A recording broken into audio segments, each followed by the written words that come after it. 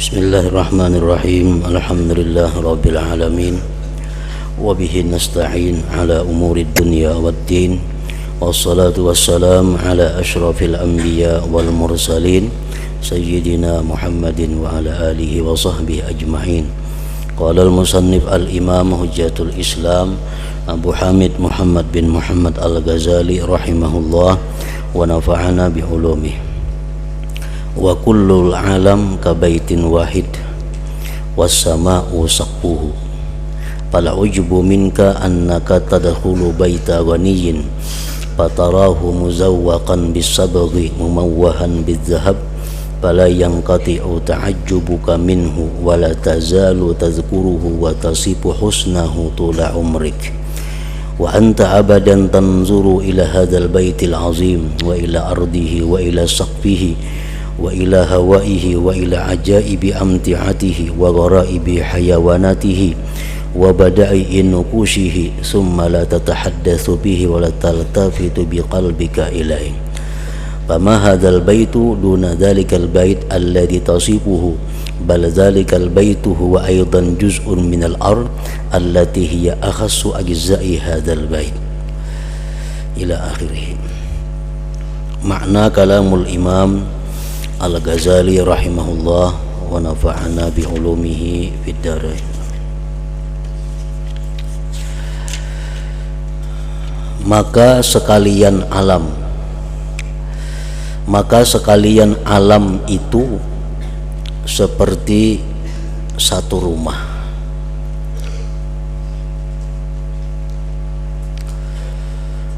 Dan langit itu atapnya. Jadi bumi laksana lantainya. Dan sekalian yang ada di dalam bumi, yang ada di atas bumi merupakan perhiasan-perhiasannya.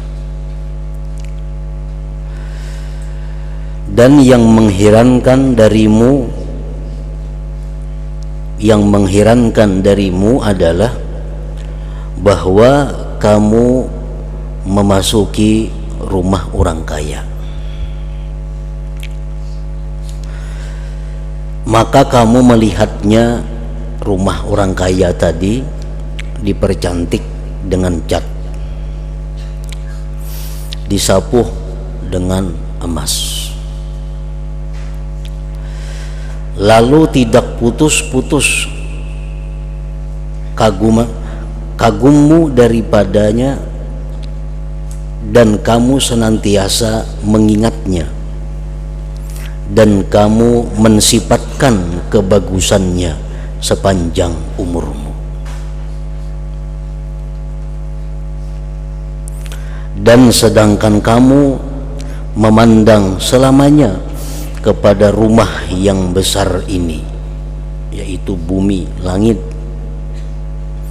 kepada tanahnya, kepada atapnya, kepada udaranya, kepada keajaiban-keajaiban barang-barangnya, keganjilan-keganjilan hayawannya, dan keindahan-keindahan ukirannya. Kemudian kamu tidak berbicara tentangnya, dan kamu tidak berpaling dengan hatimu kepadanya. Ini sesuatu keanihan dan keheranan bagi manusia, dimana kalau kita masuk ke rumah orang kaya yang begitu indah, yang begitu mewah, maka sepanjang umur kita ingat rumah itu dan senantiasa kita mengisahkan tentang kehebatan, tentang keindahan rumah orang kaya tadi. Tetapi kita tidak memikirkan dan tidak mengingat sedikit pun tentang keindahan, kecantikan, dan keganjilan-keganjilan yang ada di rumah yang sangat besar, yaitu bumi dan langit itu. Padahal keajaiban-keajaiban yang ada di atas bumi dibanding dengan rumah orang kaya itu sangat tidak sesuai. Artinya lebih menakjubkan apa yang ada di permukaan bumi itu. maka tidaklah rumah ini di bawah rumah yang kamu sifatkan itu. Padahal bumi ini dan langit ini adalah laksana rumah yang kehebatannya tidak di bawah daripada rumah orang kaya itu. Keganjilannya kada di bawah daripada rumah orang kaya itu, bahkan lebih. Bahkan rumah itu, rumah orang kaya tadi juga bagian dari bumi yang paling hina di antara bagian-bagian rumah ini. Dan bersamaan ini kamu tidak memandang kepadanya yang tidak ada sebab baginya selain rumah Tuhanmu. Dia Allah Tuhanmu sendirian membangunnya dan mengaturnya, dan kamu telah lalai kepada dirimu, Tuhanmu, dan rumah Tuhanmu, dan kamu sibuk dengan perutmu dan parajmu yang tidak ada bagimu keinginan selain nafsu syahwatmu atau kehormatanmu. Artinya bahwa hal-hal itulah yang menyebabkan kita lalai daripada tafakur, lalai daripada merenungkan apa yang diciptakan Allah di muka bumi ini. Yang melalaikan tadi antara lain adalah sibuknya kita dengan urusan syahwat, sibuknya kita dengan urusan menjaga kehormatan diri kita.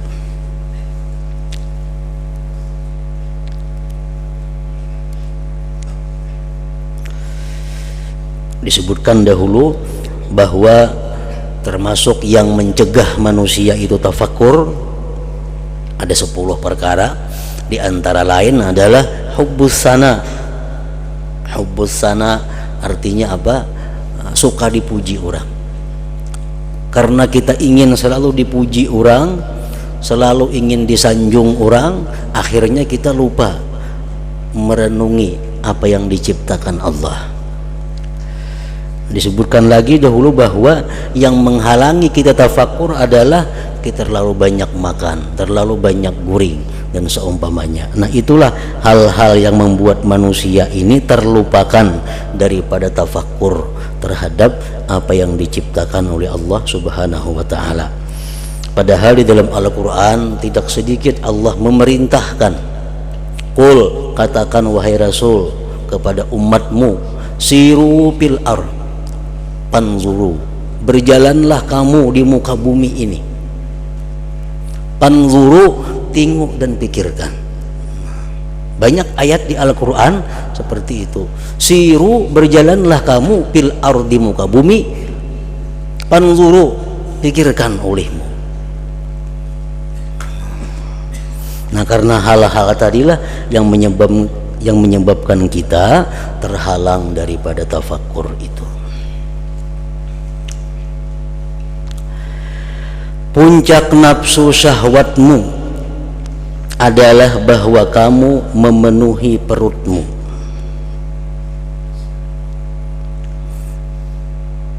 Sedangkan kamu tidak mampu makan 1/10 yang dimakan oleh binatang. Kalau urusan memakan kita kalah dengan binatang. Maka binatang itu di atasmu dengan 10 derajat. Mungkin 10 kali lebih, 10 kali lipat binatang itu banyaknya makan daripada kita. Nah, itu nang kita urusi, itu nang kita pikirkan, kayak apa kita makan, kayak apa kita ini, kayak apa kita itu.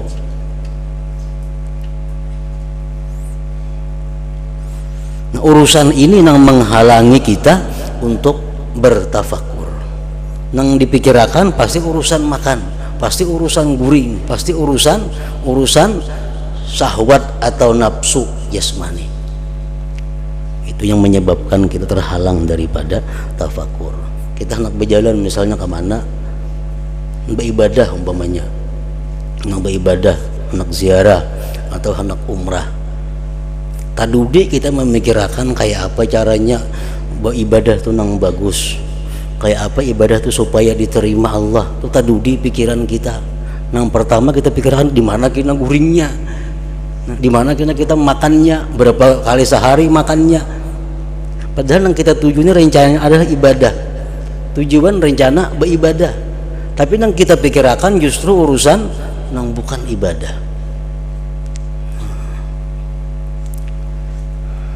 Nah, ini tadi dimaksud dengan perkataan Imam Ghazali bahwa kamu disibukkan dengan perutmu dan farajmu, yang tidak ada bagimu keinginan selain nafsu syahwatmu atau kehormatanmu. Dan puncak kehormatanmu adalah bahwa datang kepadamu 10 orang atau 100 orang dari kenalanmu, lalu mereka munafik dengan lisan mereka di hadapanmu, dan mereka menyembunyikan i'tikad yang jahat kepadamu. Jangan kita sangka orang-orang yang datang kepada kita itu i'tikadnya baik dengan kita. Kita merasa banyak berisi kenalan, banyak berisi papatuhan. Jangan kita menganggap bahwa samuan itu mendukung kita, kada. Banyak nang munafik, nang hanya pura-pura mendukung kita. Lalu mereka munafik dengan lisan mereka di hadapanmu, dan mereka menyembunyikan i'tikad yang jahat kepadamu.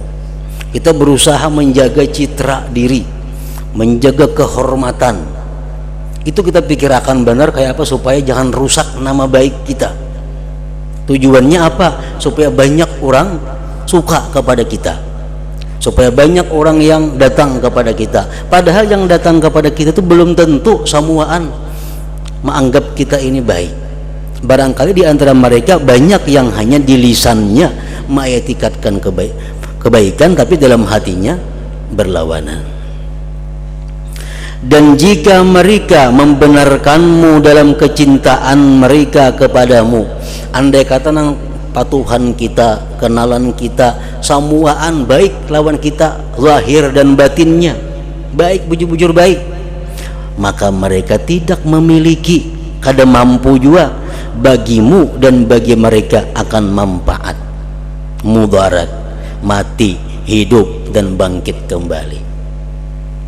Orang tuh bujur-bujur cinta lawan kita, sayang lawan kita, kawalanya memberi manfaat lawan kita, kawalanya mudaratakan kita. Padahal kita mati-matian menjaga kehormatan diri agar mereka itu kada berpaling daripada kita. Nah, pikiran kita seperti itulah yang membuat kita lalai daripada tafakur, daripada merenungi apa yang diciptakan oleh Allah Subhanahu wa ta'ala. Dan kadang-kadang di negerimu, di kampungmu terdapat orang Yahudi dan orang Nasrani yang kaya, yang melebihi kedudukannya atas kedudukanmu.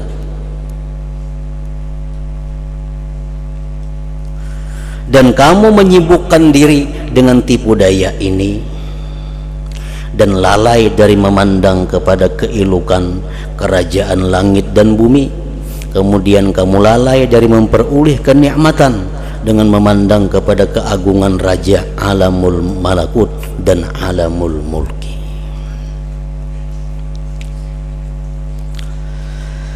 Dan tidaklah perumpamaanmu dan perumpamaan akalmu, artinya kita nang berpikir melihat sesuatu rumah nang bagus, terkesannya kita luar biasa, sepanjang umur terkesan dengan kebagusan rumah orang kaya tadi. Kita kada pernah memikirkan bagaimana hebatnya, ajaibnya ini alam semesta. Nah, kalau kita macam itu, maka akal kita ini kada ada bedanya melainkan seperti semut. Seperti semut yang keluar dari lubangnya yang digalinya dalam istana yang didirikan dari istana-istana raja, yang tinggi bangunannya, yang kukuh tiang-tiangnya, yang dihiasi dengan gadis-gadis dan pelayan-pelayan, macam-macam simpanan dan sesuatu yang berharga. Maka sesungguhnya semut itu apabila keluar dari lubangnya dan bertemu dengan teman-temannya niscaya ia semut tidak berbicara. Kalau ia mampu berbicara selain tentang rumahnya, makanannya, dan cara menyimpannya. Adapun keadaan istana dan raja yang berada di dalam istana itu, maka semut tadi lalai daripadanya dan dari berpikir mengenainya. Bahkan tidak ada kemampuan bagi semut atas melewati dengan memandang tentang dirinya, makanannya, dan rumahnya kepada selainnya. Semut di dalam istana raja, padahal andaknya lubang samut itu. Nah, samut kan dipikirkannya apabila keluar urusan makanan, kayak apa cara menyimpan makanan, kayak apa cara makan, itu dipikirkannya. Ini kadang memandang, hebatnya istana ini, siapa ampunnya, siapa yang mengulahnya. Samut kadang memikirkan itu inya. Nah, manusia yang pikirannya hanya memandang kehebatan duniawi ini, kadang memandang tentang keajaiban ciptaan Allah, sama seperti semut tadi akalnya. Sama seperti semut akalnya. Sebagaimana semut lalai dari istana tentang tanahnya, lantainya, atapnya, dinding-dindingnya, dan bangunan lainnya, dan ia lalai juga si semut tadi dari penghuni-penghuninya. Semutnya kan perlu tahu siapa raja di sini, kan perlu tahu. Yang penting carinya gula, manis dicarinya. Maka kamu juga lalai dari rumah Allah Ta'ala, dari rumah yang dibikin oleh Allah, langit dan bumi ini, dan dari malaikat-malaikatnya yang menjadi penghuni langit-langitnya. Langit pertama, langit kedua itu kadada kusung barang sekilan, kadada kusung daripada dahi sujudnya malaikat-malaikat itu. Di langit pertama ada malaikat yang khusus hanya untuk berdiri bertasbih kepada Allah. Sabijian langit pertama itu penuh dengan malaikat-malaikat yang berdiri sampai hari kiamat. Demikian hadis Rasulullah mengatakan. Langit yang kedua penuh dengan malaikat-malaikat yang ruku kada beampihan sampai hari kiamat, dan kada ada panat. Langit yang ketiga malaikat-malaikat penuh dengan sujud kepada Allah.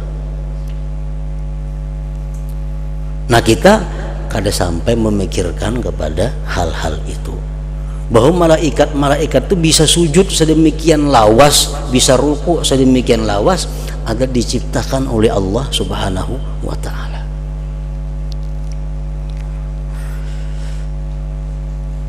Jadi malaikat-malaikat yang dijadikan oleh Allah Subhanahu wa Ta'ala itu bermacam-macam tugas dan pekerjaannya.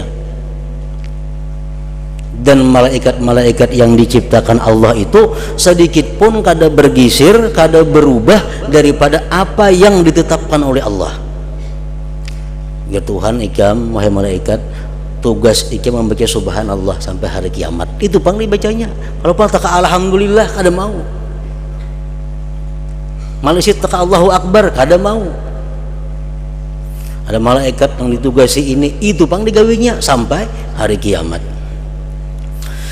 Dalam sebuah hadis Rasulullah SAW menyatakan, Inna lillah azza wa jalla amlakan khalaqahum kaipasya wa sawwarahum ala masya tahta arsyihi alhamahum ayyunadu qabla tulu'is syamas wa qabla gurubiha bi kulli yawm marratain ala man wassa'a ala iyalihi wa jiranihi wassa'a Allahu ta'ala alaihi fid dunya ala man dayyaka Allah alaihi ala inna Allah qad a'taakum linafaqati dirhamin ala iyalikum 70 kintara wal kintaru mislu uhud wazna anfiqu wala tajma'u wala tudayyiku wala tuqtiru wal yakun aktsaru nafaqatikum yaumal jumu'ah.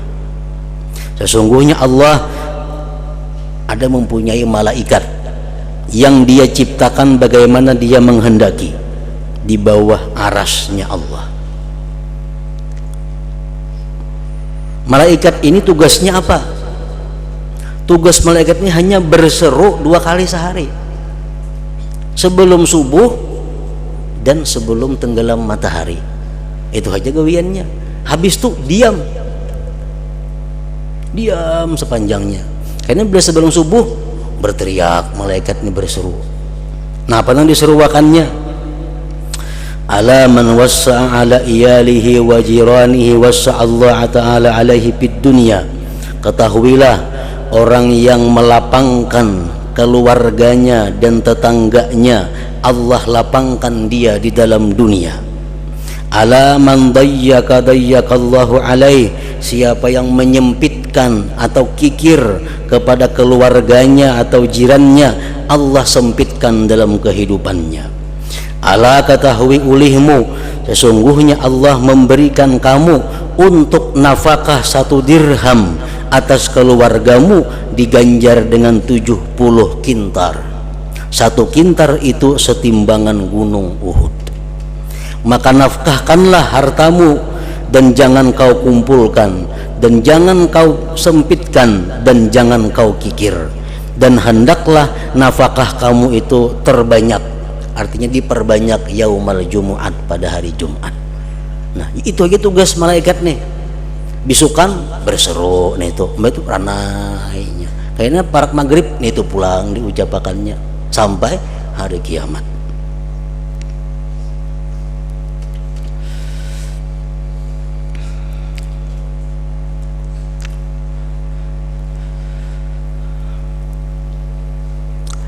Maka kamu juga lalai dari rumah Allah, rumah yang dibikin oleh Allah Ta'ala, dan dari malaikat-malaikatnya yang menjadi penghuni langit-langitnya. Maka kamu tidak mengetahui dari langit selain apa yang diketahui oleh semut. Langit itu apa yang mesti kita pikirkan? Satu, langit itu di mana tihangnya? Kelilingnya dunia di mana tihangnya langit itu? Kalau ada orang mulah rumah kada betihang, ada atapnya, nah itu luar biasa.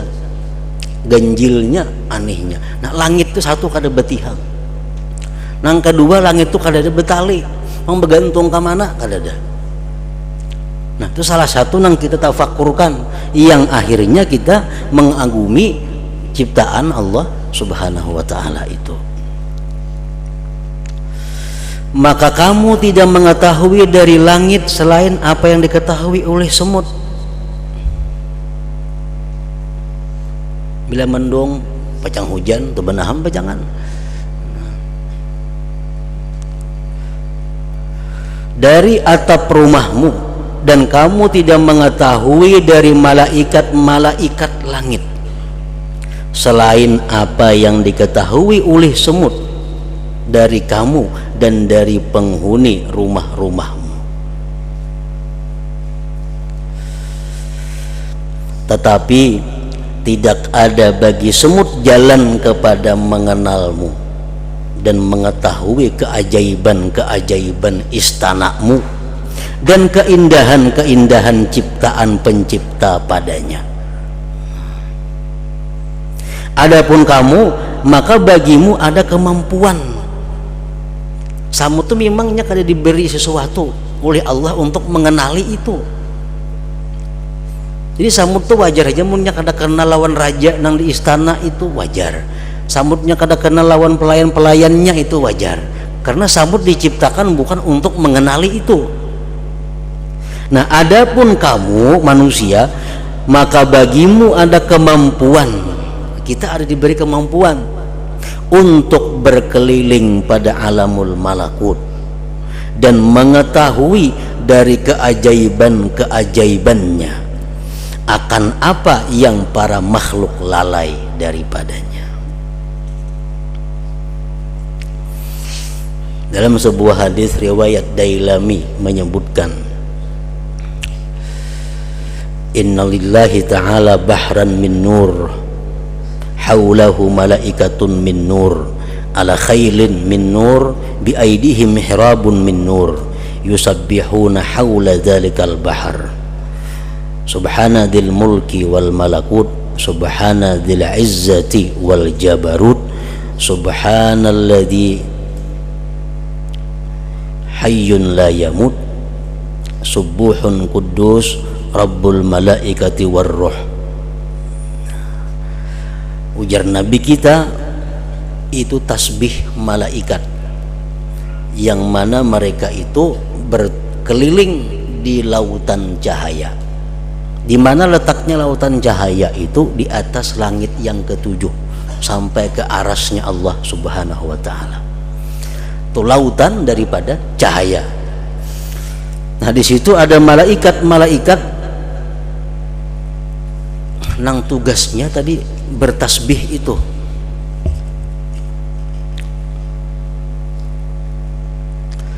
Lalu ujar Nabi kita, paman qalaha fi yaumin aw syahrin aw sanatin marratan aw umrihi ghafarallahu lahu ma taqaddama min dhanbihi wa ma ta'akhkhar walau kanat mithla zabadil bahar aw misla ramlin alij aw farrin minaz zahab. Barang siapa yang mengata tasbih malaikat tadi, manusia siapa yang mengata tasbih seperti malaikat tadi sehari atau dalam sebulan atau dalam setahun atau seumur hidup sekali, Allah ampuni baginya dosa-dosa yang lalu dan dosa-dosa yang akan datang, sekalipun banyaknya dosa-dosa itu seperti buih di laut atau seperti tumpukan pasir-pasir yang ada di muka bumi ini, atau dosanya itu dosa yang besar seperti lari daripada medan perang. Nah, ada malaikat yang tasbih seperti itu dan dianjurkan oleh Nabi untuk membaca itu. Kadakawa tiap hari, sebulan sekali, kadakawa setahun sekali, kadakawa seumur hidup sekali.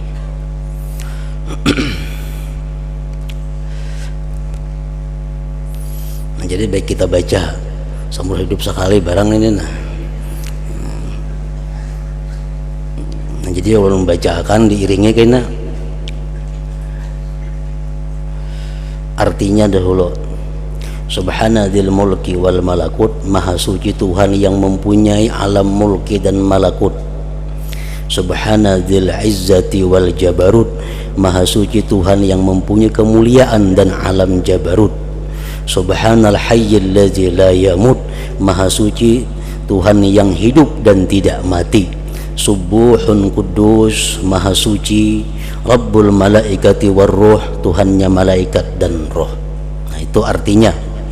Jadi kita baca sekali. Subhana dzil mulki wal malakut,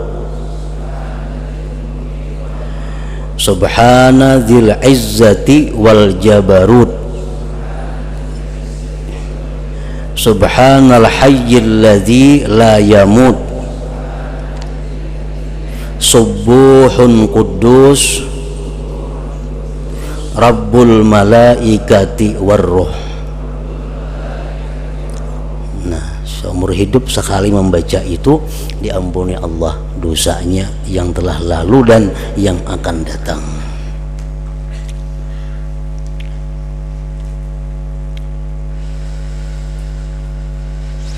Dan hendaklah kita, ujar Imam Ghazali, menggenggam tali pembicaraan tentang hal ini, artinya menyudahi, karena sesungguhnya itu adalah jalan yang tidak ada akhirnya.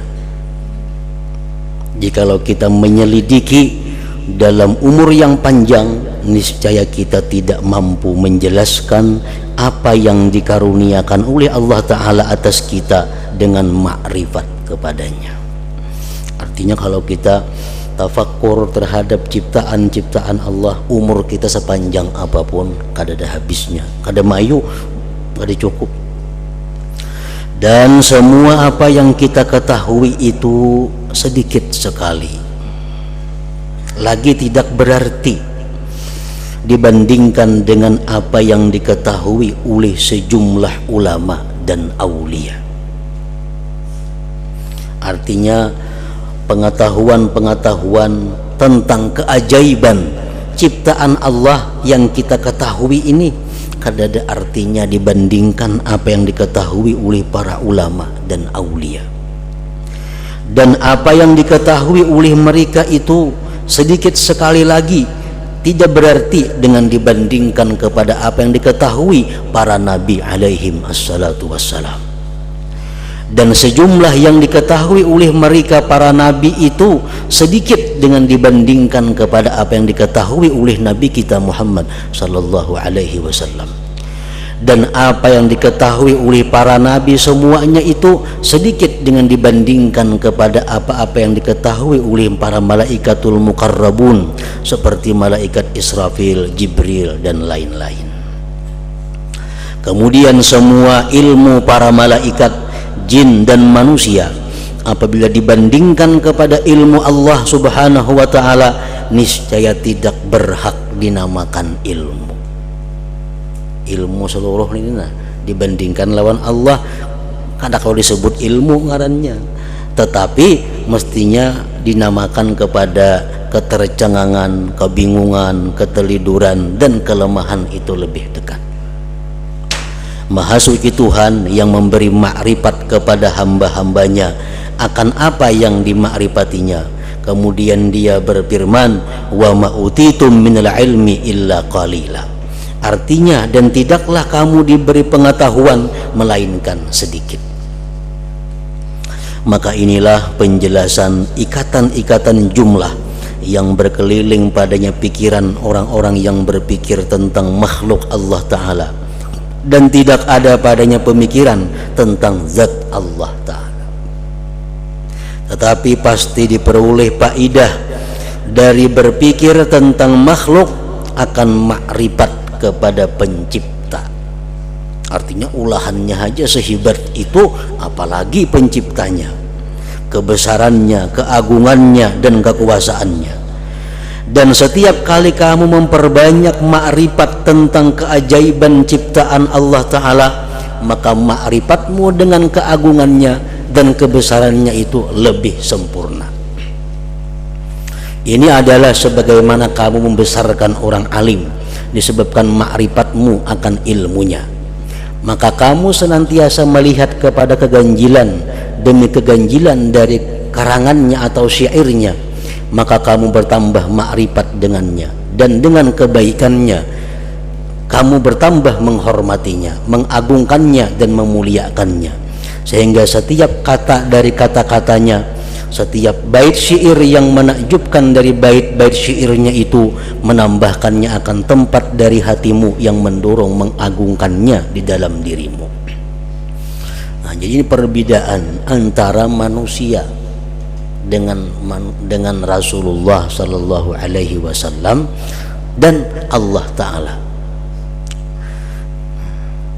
Rasulullah contohnya, setiap kita selidiki Rasulullah sallallahu alaihi wasallam itu, kita selidiki satu demi satu sekemampuan kita, karena Rasulullah itu seperti laut yang tidak ada tepinya dan kada bisa diselidiki secara menyeluruh. Nah, sekemampuan kita meneliti tentang Rasulullah, maka kita akan semakin cinta kepada beliau.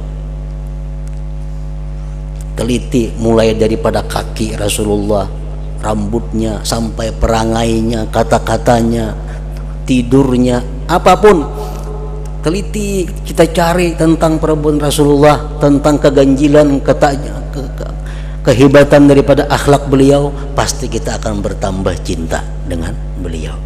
Nah, beda dengan kita manusia biasa. Makin kita meneliti orang lain selain Rasulullah, makin dalam kita meneliti, pasti akan bertambah kita kebencian kepada orang itu. Ada orang nih kita hormati, manusia nih kita hormat luar biasa, para kiha hari-hari bakawan lawan sidin tuh, liati batis sidin, kepala sidin, guring sidin, akhlak sidin, tiap hari teliti, akhirnya bakurang kecintaan kita kepadanya. Coba akan aja itu.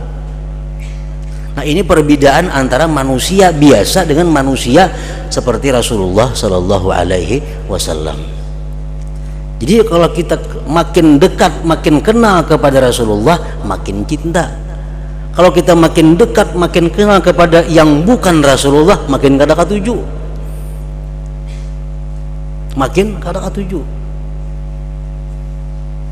Nah, apalagi dengan Allah Subhanahu wa ta'ala, Rasulnya aja macam itu, apalagi Allah. Makin kita teliti perbuatannya, teliti hukumnya, akan bertambah kecintaan kita kepada Allah Subhanahu wa ta'ala.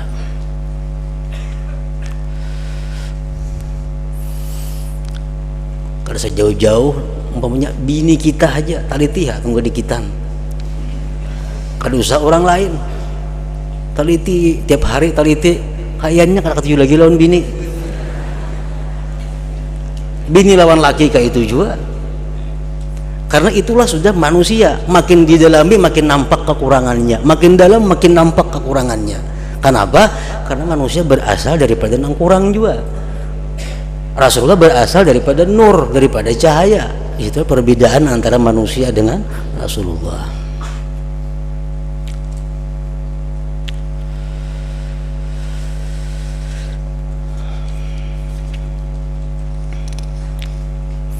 Maka begitulah kamu berpikir tentang ciptaan Allah Ta'ala,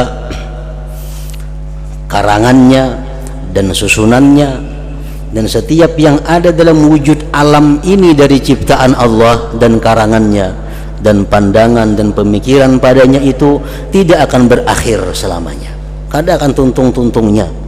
Dan hanya saja bagi setiap hamba dari pandangan dan pemikiran itu menurut kadar yang dianugerahkan oleh Allah Subhanahu wa ta'ala. Ada yang diberi Allah ilmu sekian sehingga dia bisa tafakkur demikian. Ada yang diberi Allah ilmu cuma sedikit sehingga tafakkurnya pun sedikit. Karena tafakkur sangat tergantung kepada ilmu. Kalau kada punya ilmu kada kawa tafakkur. Maka hendaklah kami menyingkat atas apa yang telah kami sebutkan, dan hendaklah kami menambah kepada ini apa yang telah kami uraikan dalam kitab syukur. Sesungguhnya kami memandang dalam kitab ini, kitab tafakur artinya, pada perbuatan Allah Ta'ala dari segi bahwa itu adalah perbuatan kebaikan kepada kita dan pemberian nikmat atas kita. Sesungguhnya kami memandang dalam kitab itu, nah itu kitab syukur, itu kitab syukur, perbuatan Allah bahwa itu adalah perbuatan kebaikan kepada kita dan pemberian nikmat atas kita. Dalam kitab ini tafakur nih, kami memandang padanya dari segi bahwa itu adalah perbuatan Allah saja,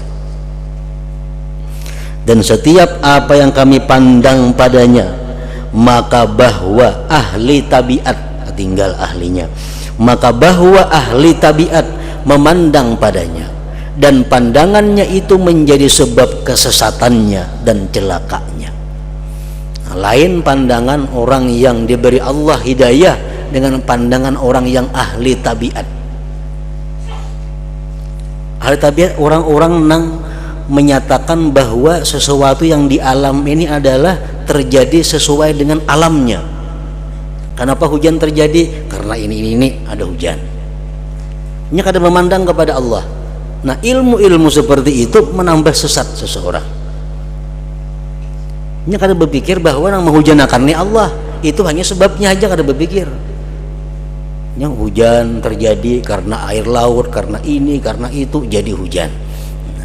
Jadi seolah-olah tabiat itulah yang memberi bekas. Nah, kalau macam itu berpikir sesat dan celaka.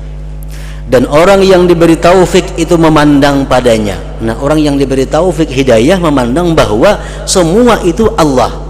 Namun sebabnya adalah ini. Dan sebab itu pun diciptakan oleh Allah Subhanahu wa ta'ala. Maka itu menjadi sebab memperoleh petunjuknya dan keberuntungannya. Dan tidaklah satu zarrah biji sesawi di langit dan di bumi, melainkan Allah Ta'ala menyesatkan dengannya akan orang yang dikehendakinya dan memberi petunjuk dengannya akan orang yang dikehendakinya. Artinya Allah menciptakan biji sesawi halus. Nah, biji sesawi itu bisa membuat orang jadi kafir, bisa membuat orang jadi beriman. Bila ia berpikir tentang tabiat, berpikir tentang ilmiah, bisa jadi kafir.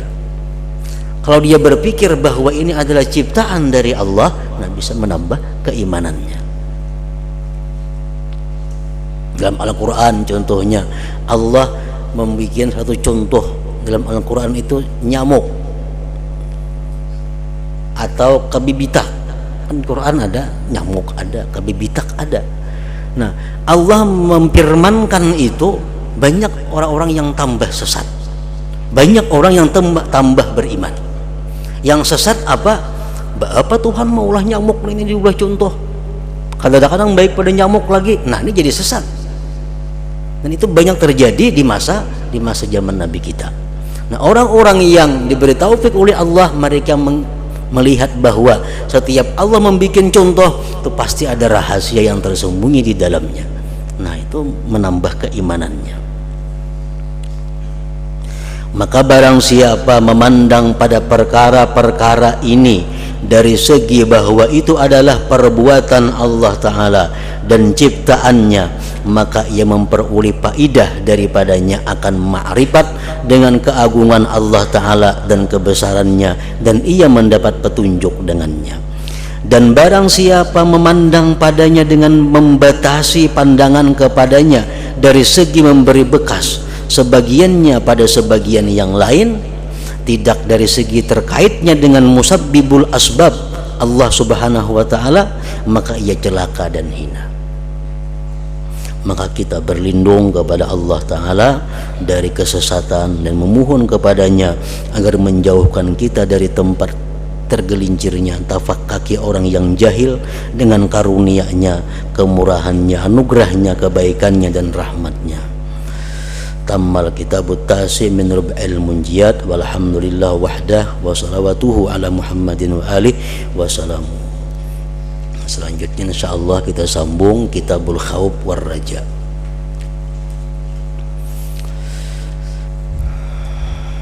Dan diumumkan pengajian malam Jumat sementara bulan Maulid ini kita liburkan.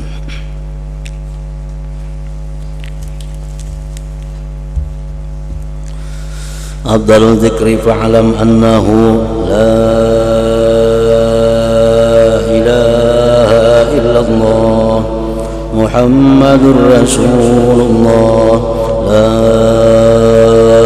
ilaha illallah Muhammadur Rasulullah, la ilaha illallah Muhammadur Rasulullah, la ilaha illallah, la ilaha illallah, la ilaha illallah, la ilaha illallah, la ilaha illallah. Allahu Allah, Allahu Allah, Allahu Allah, Allahu Allah, Allahu Allah, Allahu Allah, Allahu Allah, Allahu Allah, Allahu Allah, Allahu Allah, la ilaha illallah Muhammadur Rasulullah, la ilaha illallah Muhammadur Rasulullah, la ilaha illallah Muhammadur Rasulullah, la ilaha illallah. Al-Fatihah.